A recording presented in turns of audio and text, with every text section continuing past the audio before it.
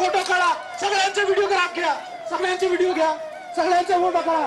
तुम्ही या सगळ्यांना डिटेल करा, तुम्ही पोलिसांवर हल्ला कशा केला, पोलिसांवर हल्ला कशा केला झालेली आहे ठाकरेंच्या हल्ला आहे ते, हे बेकायदेशीर हल्ला आहे पोलिसवर, डीसीपी वर तुम्ही हल्ला केलाय, तुम्हाला याचा कायदेशीर हे बाईला बसवा बसवा। नाही नाही नाही, आणि तुमचं काय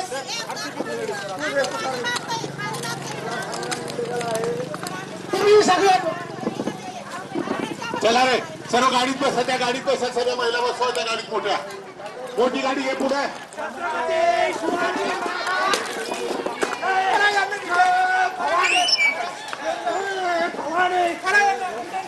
जय भवानी, जय शिवाजी,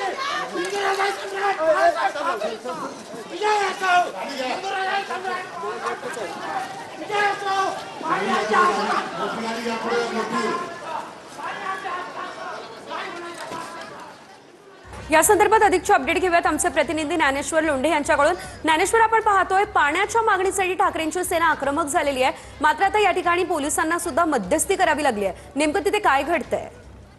निश्चितच सदल आपण जर बघितलं तर ठाकरे शिवसेनेच्या वतीनं छत्रपती संभाजीनगरातील औद्योगिक वसाहत भागात ज्या पाण्याच्या मागणीसाठी आंदोलन करण्यात आलं होतं, मात्र पोलिसांच्या म्हणण्यानुसार या आंदोलकांनी कोणतीही पूर्व परवानगी घेतली नाही, त्यामुळे ज्या ते पोलिसांनी आंदोलनाची परवानगी नाकारली। मात्र असं असलं तरी या भागातील महिला असतील, नागरिक असतील, ते आक्रमक झाले होते आणि त्याला नियोजित आंदोलन जे होतं घडाफोड त्या पद्धतीने ज्या ते पोलिसांनी परवानगी नाकारली असली तरी पोलिसांसमोर जे आहे त्यांनी अक्षरशः ते घडे असतील, माठ असतील, ते फोडले। पोलिसांनी वारंवार विनंती केली, मात्र असं असताना सुद्धा या भागात पाणी मिळत नाही, म्हणून जे आहे ते सगळे आंदोलक आक्रमक झाले होते। यातील काही आंदोलकांना सुद्धा पोलिसांनी जे आहे ते ताब्यात घेतलंय आणि त्यांच्यावर जे आहे ते कायदेशीर कारवाई करण्याची प्रक्रिया सुरू आहे। आपण जर बघितलं तर गेल्या 2 तासापासून जे आहे ते या ठिकाणी आंदोलन सुरू होतं, पोलिसांनी वारंवार विनंत्या केल्या, पोलिसांच्या म्हणण्यानुसार जे आहे ते पोलिसांनी जमावबंदीचे आदेश लागू केले असताना अशा प्रकारचं आंदोलन करता येत नाही। मात्र असं असलं तरी आम्हाला पाणी मिळत नाही ही प्रमुख मागणी घेऊन जे आहे ते सगळे ग्रामस्थ या ठिकाणी आक्रमक झाल्याचं चित्र आपल्याला पाहायला मिळतं।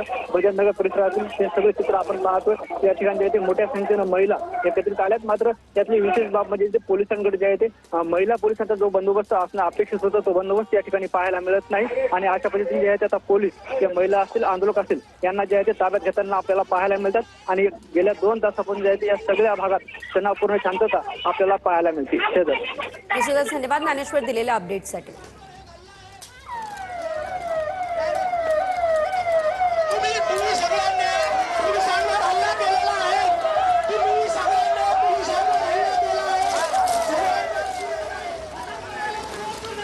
त्यावर पाहतोय परवानगी न घेता आंदोलन करण्यात आलं आणि त्यामुळे पोलिसांनी आता कारवाई केलेली आहे, मटके फोडण्यात आलेले आहेत आणि आंदोलकांकडून पोलिसांच्या कारवाईचा सुद्धा या ठिकाणी निषेध करण्यात आलेला आहे। पाण्यासाठी हे आंदोलन छत्रपती संभाजीनगरमध्ये छेडण्यात आलेलं, मात्र या आंदोलनाला परवानगी नव्हती, त्यामुळे पोलिसांनी कारवाई केली आहे।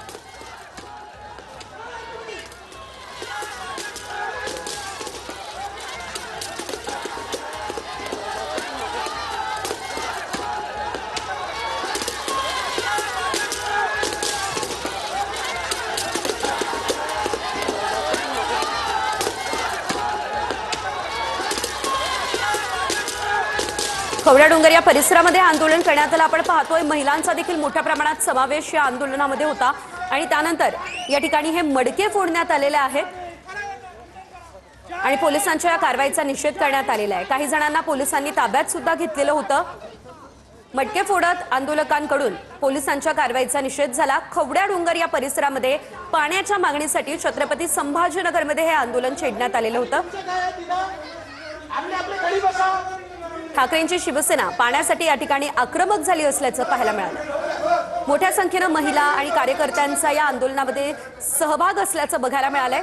TV9ची एक्सक्लुझिव्ह दृश्य आपण पाहू शकतो, ज्यामध्ये आपण पाहतोय रस्त्यावरती पूर्णतः हे मटके फोडलेले दिसत आहेत। या संपूर्ण रस्त्यावरती हे मटके फुटलेले अवस्थेमध्ये दिसत आहेत। महिला देखील मोठ्या संख्येने वारंवार पाण्यासाठी मागणी करूनही ती मागणी पूर्ण होत नाही, त्यामुळे हे आंदोलन करण्यात आलंय।